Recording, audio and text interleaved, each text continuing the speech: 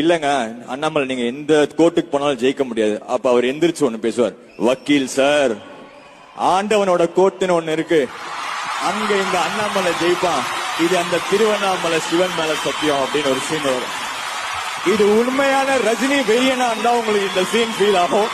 ஆட்சி ஒன்றினை காட்டத்தான் சாட்சி சொல்லுமே பூட்டும் தான் தேசமே